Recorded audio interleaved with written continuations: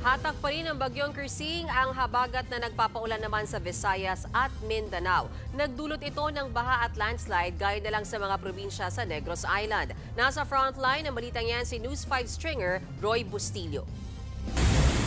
Umapaw ang tubig na yan sa Chaton Negros Oriental. Stranded tuloy ang mga motorista dahil hindi madaanan ang mga spillway. Maging ang ilang kalsada, hindi madaanan dahil naman sa mga nagtumbahang puno at poste. Sa bayan ng Zamboanga, ilang malalaking puno ang natumba sa highway dahil sa malakas na ulan at hangin. Hindi tuloy makadaan ang mga motorista. Baha naman ang namerwisyo sa ilang barangay sa bayan ng La Libertad. Nagdulot ito ng pinsala sa mga pananim sa mga sakahan. Tumaas din ang level ng tubig sa Chaton River at Kanaway River. Pati ang tulay na ito, inabutan din ng tubig.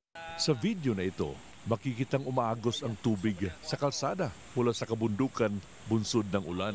Sa Dumaguete City, stranded ang ilang pasahero sa pier dahil pa rin sa masamang panahon.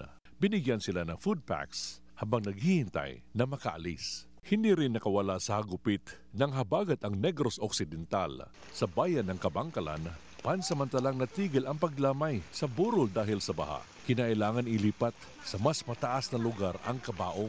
Ang ilang residente, kinailangan ilikas sa Philippine Coast Guard. Nagsagawa rin ng rescue operation sa bayan ng Ilog.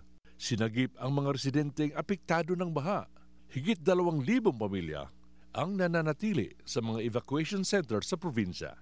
Naghatid naman ng food packs ang DSWD sa mga apektado ng kalamidad. Nagbabalita mula sa frontline. Mga kapatid, Mean Los Baños po, huwag magpahuli sa mga balita at impormasyong dapat ninyong malaman. Para sa mas malawak na balitaan at diskusyon, mag-follow at mag-subscribe na sa social media pages ng News 5.